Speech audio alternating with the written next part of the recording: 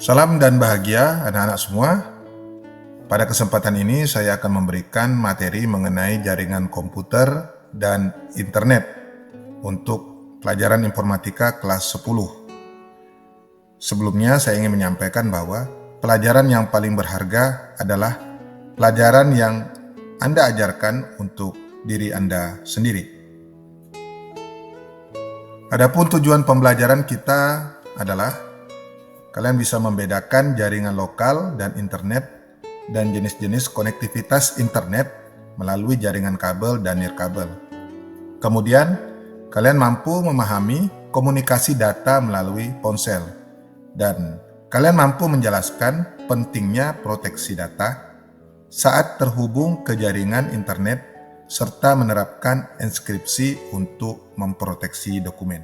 Nah, di sini jaringan komputer dan internet kita akan mempelajari 3 hal, yaitu jaringan lokal dan internet, kemudian komunikasi data dengan ponsel, dan proteksi data saat berinternet. Nah, selanjutnya untuk jaringan lokal dan internet kita akan mempelajari 3 pokok bahasan, yaitu jaringan lokal, internet, dan konektivitas internet. Selanjutnya untuk komunikasi data dengan ponsel, maka kita akan mempelajari nanti tentang jaringan komunikasi pada ponsel, kemudian komunikasi data pada ponsel. Nah, di konektivitas internet, itu kita akan mempelajari 2 hal, yaitu konektivitas jaringan kabel dan konektivitas jaringan nirkabel. Nah, anak-anak, internet dewasa ini sangat banyak membantu urusan pekerjaan aspek kehidupan manusia. Terutama kalau kita ingin membuka rekening bank, nah kita tidak perlu datang ke kantor. Cukup kita mengisi lewat aplikasi dan kita mengisi formulir dan memverifikasi secara online melalui video call dengan petugas bank. Tetapi dalam mengakses internet kita harus hati-hati ya, supaya aman dan tidak merugikan diri kita sendiri. Nah, di sini jaringan yang kita pelajari adalah yang pertama jaringan lokal dan internet. Nah, jaringan komputer itu menggunakan 2 buah atau lebih perangkat dalam sistem komunikasi yang berstandar yang disebut dengan Transmission Control Protocol atau Internet Protocol Suite, IP namanya. Nah, jaringan komputer yang menghubungkan komputer itu ada 2 jenis, yaitu jaringan lokal dan jaringan internet. Perbedaan dari kedua jaringan tersebut yaitu dari jangkauannya. Kalau jaringan lokal itu memiliki jangkauan yang sangat terbatas dibandingkan dengan jaringan internet yang lebih luas. Pertama kita akan melihat dulu apa itu jaringan lokal. Jaringan lokal adalah jaringan komputer berkabel maupun nirkabel yang menghubungkan komputer dengan perangkat lainnya dalam area terbatas seperti tempat tinggal, sekolah, laboratorium, gedung, kantor, ruang, dan sebagainya. Kemudian jaringan ini hanya bisa diakses ya dalam satu jaringan yang sama ya, dengan perangkat-perangkat seperti handphone, laptop, PC, dan sebagainya. Kemudian jaringan lokal ini memiliki ID unik yang berbeda satu sama lainnya yang disebut dengan alamat IP atau IP address, misalnya 192.168.0.1. Nah, kemudian jaringan lokal ini ada yang nanti disebut dengan yang mana namanya server, ada yang disebut dengan klien. Nah, perhatikan gambar jaringan lokal di samping ini. Di sini uniknya, setiap perangkat memiliki IP address yang berbeda-beda. Nah, IP address ini hanya berlaku dalam jaringan lokal saja. Itu disebut dengan IP private. Nah, apa itu IP address? Yaitu sebuah komputer di dalam jaringan komputer. Nah, berfungsi sebagai alamat pengirim data dari satu perangkat ke perangkat yang lain. Kita analogikan sebagai alamat rumah. Yang mana kalau kita mengirim barang, paket kita itu sampai dengan tepat dan kita mudah mengetahui alamatnya dengan pasti. Nah, kemudian IP address ini, di bawah ini kita lihat ada IP address dalam bilangan biner yang mana terdiri dari 32 bit. Dalam 32 bit ini ada 4 bagian, setiap bagian memiliki 8 bit. Kemudian yang sebelah kanan ini adalah IP address bilangan desimal. Nah, inilah yang kita gunakan. Seperti contoh sini, IP address ini 172.217.10.14. Baik, topik selanjutnya adalah tentang internet. Nah, berbeda dengan jaringan lokal yang hanya menghubungkan perangkat dalam jangkauan yang terbatas di dalam satu ruang, jaringan internet ini memiliki koneksi dengan cakupan yang lebih luas, yang bisa menghubungkan perangkat di seluruh dunia. Nah, misalnya kita berada di Jakarta, ya, dengan jaringan internet, kalian bisa mengakses perangkat atau informasi dari manapun, bahkan dari negara lain. Nah, kalian tahu bahwa internet ini sangat luar biasa, bukan? Oke, kita lanjut lagi. Internet kepanjangannya adalah Interconnecting Networking, yaitu sebuah jaringan komputer yang menghubungkan banyak perangkat di seluruh dunia. Nah, jaringan internet ini memungkinkan adanya pertukaran data paket atau paket switching communication protocol untuk melayani miliaran pengguna di seluruh dunia. Nah, secara konsep, jaringan internet juga disebut jaringan area luas atau Wide Area Network yang biasa disingkat dengan WWW. Nah, pada tahun 60-an, itu internet itu hanya sebagai proyek penelitian yang didanai oleh Departemen Pertahanan Amerika Serikat, tepatnya pada tahun 1969. Nah, melalui proyek lembaga ARPA namanya, dia mengembangkan jaringan yang dinamakan ARPANET, yaitu kepanjangannya Advanced Research Project Agency Network. Nah, kemudian ini berkembang sehingga banyak dukungan dari pihak-pihak swasta maupun universitas untuk menggunakan peralatan internet. Untuk bisa mengakses jaringan internet, nah biasanya perangkat apapun harus terhubung dengan salah satu Internet Service Provider atau ISP, yaitu perusahaan yang menyediakan layanan internet. Nah, saat ini IndiHome, Telkomsel, Indosat, dan lain-lain sebagainya itu adalah ISP yang menyediakannya. Nah, dengan menggunakan mekanisme koneksi internet tertentu, baik secara berkabel maupun tanpa kabel atau nirkabel, perangkat dalam jaringan lokal bisa mengakses internet. Nah, sama seperti jaringan lokal, kita lihat di samping ini, gambar di samping ini, bahwa setiap perangkat pada jaringan internet itu juga memiliki IP address yang berbeda-beda ya maksudnya. Nah, karena IP address ini berlaku secara global, maka IP address untuk secara global ini kita sebut dengan IP public. Nah, namun tidak semua perangkat-perangkat lokal ini yang terhubung dengan internet ini memiliki IP public. Ya, karena biasanya IP public itu hanya digunakan pada perangkat-perangkat utama saja yang terhubung dengan jaringan internet dengan perangkat kita, yaitu seperti modem. Jadi modem itu nanti yang akan memiliki IP address tersendiri. Baik, selanjutnya adalah konektivitas internet. Nah, konektivitas internet ini pada umumnya dilakukan dengan menggunakan kabel internet, yaitu berupa kabel koaksial, kabel fiber optik, ataupun kabel twisted pair, ya. Namun ada juga yang terhubung tanpa menggunakan kabel, yaitu wireless connection. Baik menggunakan kabel maupun tanpa kabel, keduanya memiliki metode tersendiri ya secara terkoneksi dengan jaringan internet. Nah, di sini yang pertama adalah kita akan melihat konektivitas jaringan kabel. Yang pertama adalah dial-up PSTN atau kepanjangannya Public Switched Telephone Network. Dial-up ini memanfaatkan jaringan telepon rumah yang berbentuk kabel. 3 perangkat yang harus dimiliki dalam koneksi ini adalah komputer atau PC, modem, dan sambungan telepon rumah. Dial-up ini bekerja melalui jalur PSTN atau Public Switch Telephone Network hingga bisa terhubung dengan ISP atau penyedia layanan internet dengan kecepatan akses jenis koneksi internet dial-up-nya yaitu 12 hingga 20 kbps, jadi masih rendah ya. Maksimum hanya 56 kbps atau kilobyte per detik. Oke, sambil saya menjelaskan, lihat di samping ini bahwa koneksi yang kedua yaitu adalah ADSL ya, dengan menggunakan kabel ya.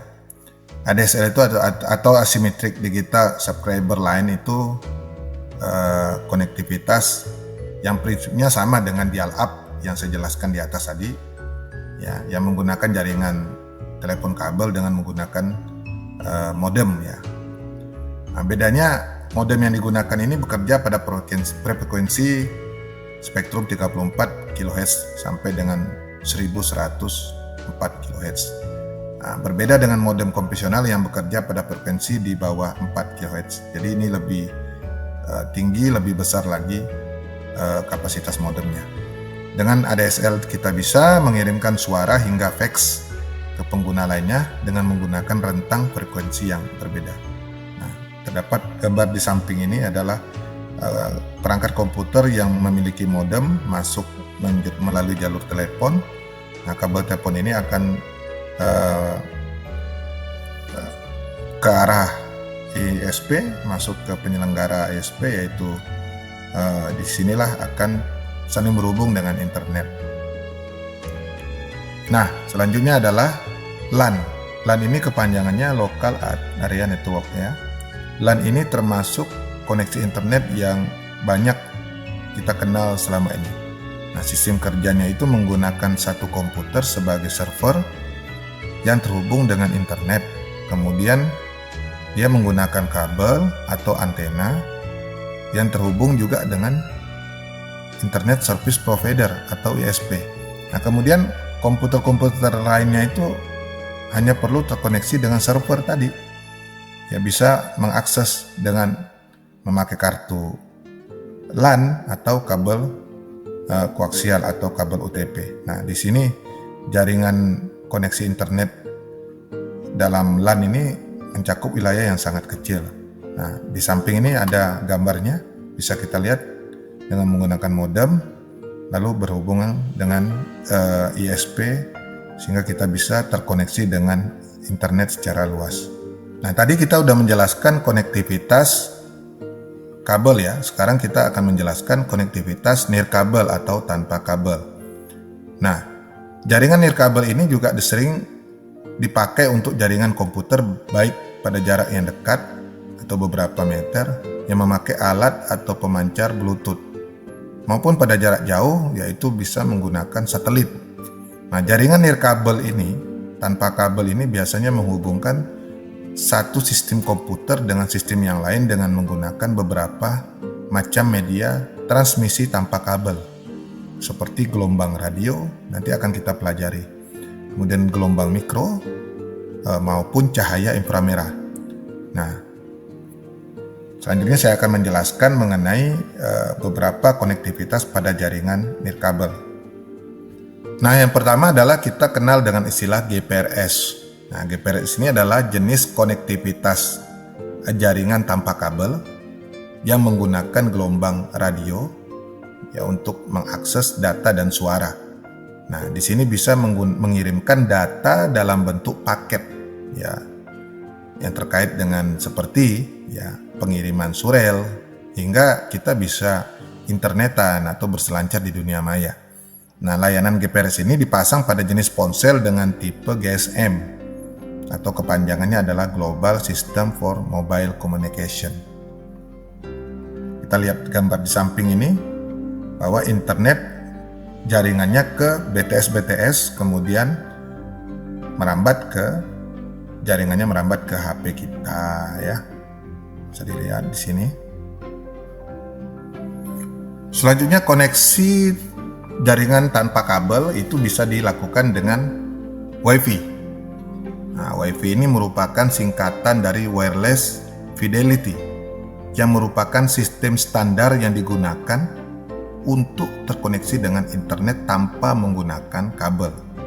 Nah, teknologi ini memakai frekuensi tinggi yang berada pada spektrum 2,4 GHz. Nah, salah satu keunggulan jenis koneksi internet WiFi ialah praktis ya, karena tidak perlu memasang kabel jaringan. Namun koneksi WiFi-nya memiliki jangkauan yang terbatas ya. Nah, coba kita lihat gambar yang di samping ini bahwa konektivitas jaringan nirkabel WiFi itu terkoneksi dari menggunakan alat tambahan namanya router, dari modem masuk ke router untuk sebagai alat untuk mengirimkan sinyal dan menangkap sinyal-sinyal yang dipancarkan ke perangkat-perangkat komputer.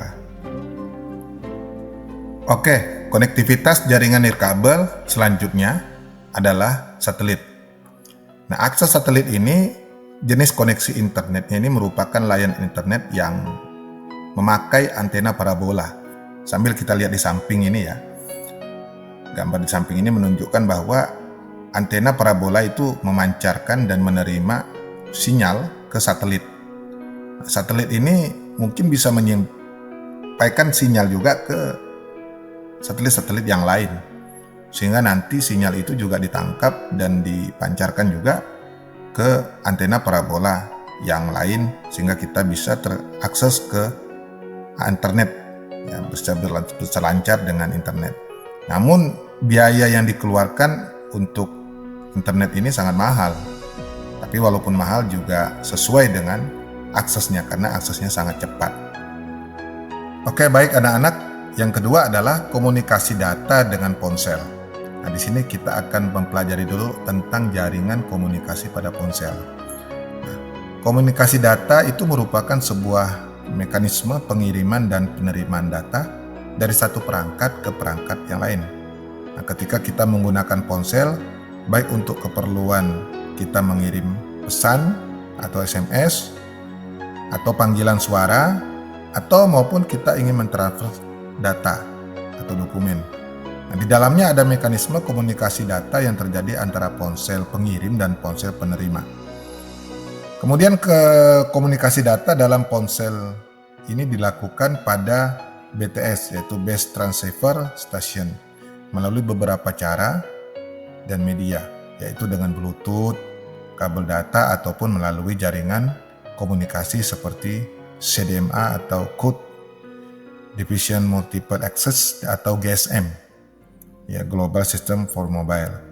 Nah, di sini akan saya jelaskan mengenai jenis-jenis jaringan komunikasi pada ponsel. Yang pertama adalah GPRS atau General Packet Radio Service.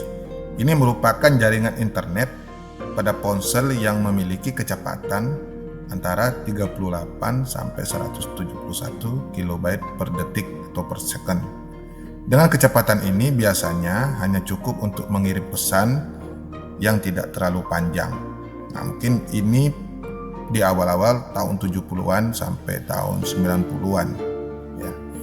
Kemudian yang kedua adalah EDG. Jaringan ini kepanjangan adalah Enhanced Data Rate for GSM Evaluation. Ini merupakan jaringan internet yang memiliki kecepatan lebih baik dibanding dengan GPRS karena memiliki kecepatan antara 120 sampai dengan 384 kB per detik. Nah, ini mulai muncul sekitar awal 90-an sampai tahun 2000-an ya. Kemudian yang ketiga adalah jaringan 3G. Nah, ini merupakan jaringan internet GPRS versi yang ketiga. Ini mungkin tahun 2000-an sudah mulai muncul ya, yang menggunakan protokol transfer data United Mobile Telecommunication Technology, sehingga menghasilkan kecepatan antara 384 kbps dan 2 mbps. Jadi ini mulai muncul pada tahun 2000-an sampai 2010 ya.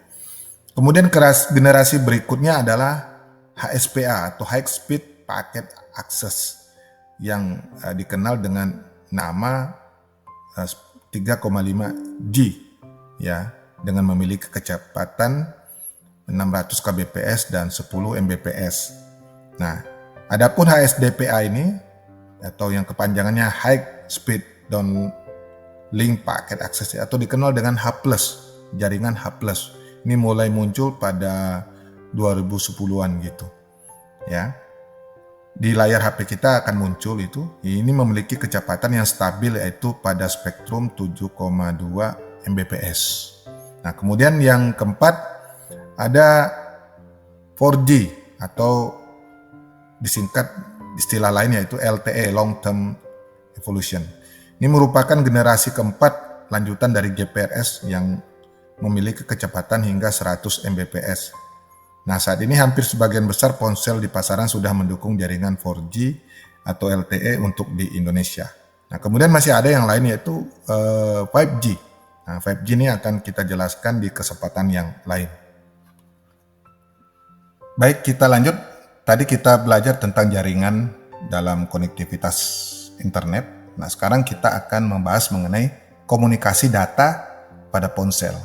Nah, ponsel atau handphone kita itu merupakan perangkat yang bekerja itu layaknya sebuah komputer yang bisa terhubung dalam jaringan lokal maupun internet.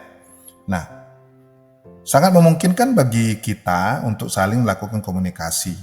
Nah, ada beberapa jenis koneksi jaringan pada ponsel yang digunakan untuk komunikasi data. Sebagian besar koneksi tersebut lebih banyak menggunakan media tanpa kabel, yaitu antara lain dengan koneksi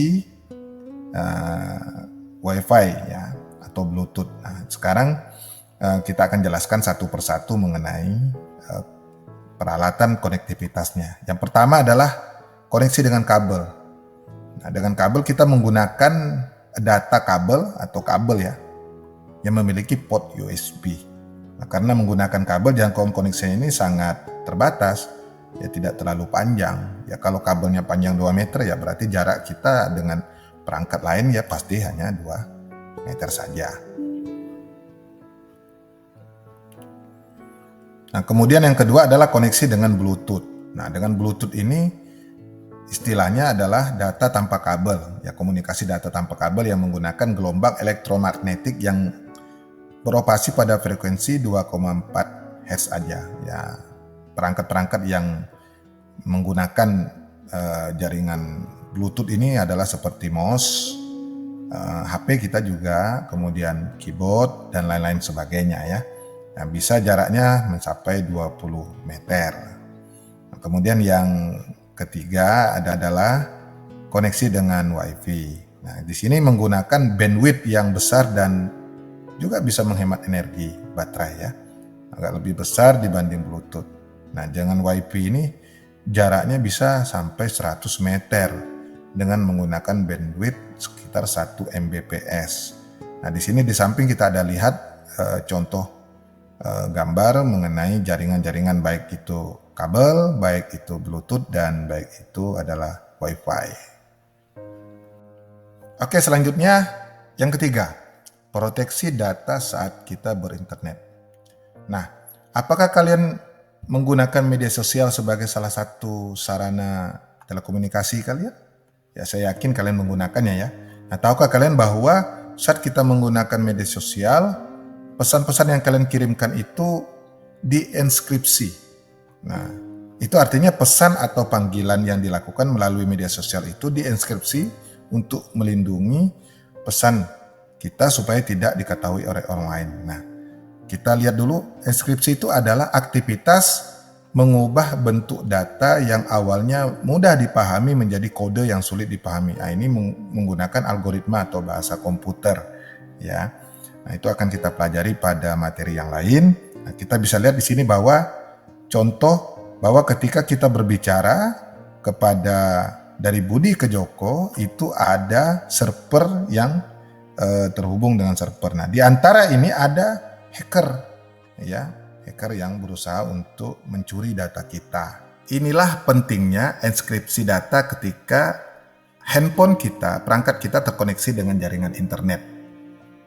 kita harus memastikan bahwa aplikasi atau website yang kita googling, yang kita akses itu memiliki fitur enkripsi supaya data yang kita kirimkan ketika kita berselancar itu aman, terproteksi dan tidak diketahui orang lain. Nah, kalau kita membuka website itu pada URL itu kita lihat harus diawali dengan HTTPS.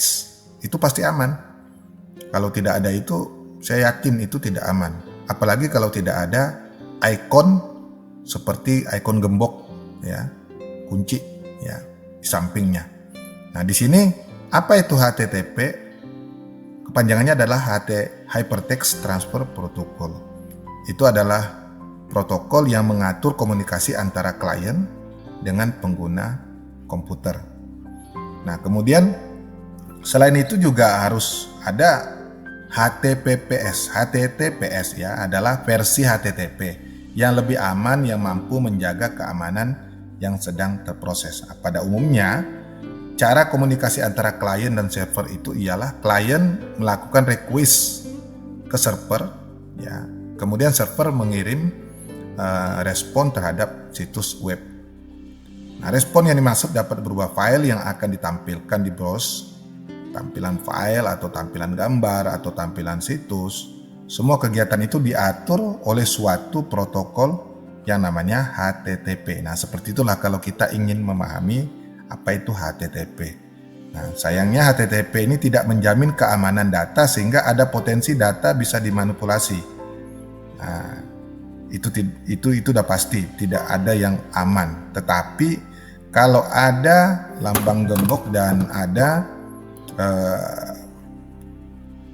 tersertifikasi di situ, maka itu bisa lebih aman ya. Karena teknologi enkripsi ini berbasis SSL yang merupakan singkatan dari Secure Socket Layer. Nah, ini dia teknologi kita berbasis HTTPS yang dinamakan SSL yang merupakan singkatan dari Secure Socket Layer. SSL ini adalah suatu teknologi keamanan standar global yang memungkinkan komunikasi terenkripsi antara peramban web dengan server yang kita gunakan. Nah, ini coba kita lihat di samping, contohnya dari Kemendikbud. Jadi ada kita kalau klik gemboknya ini ada muncul istilah-istilah convert certificate dan setting. Nah, di sini. Nah, kemudian pada website yang dilengkapi dengan SSL itu, ketika kalian menekan ikon kunci maka akan muncul informasi validasi dari sertifikat. Nah, seperti itu.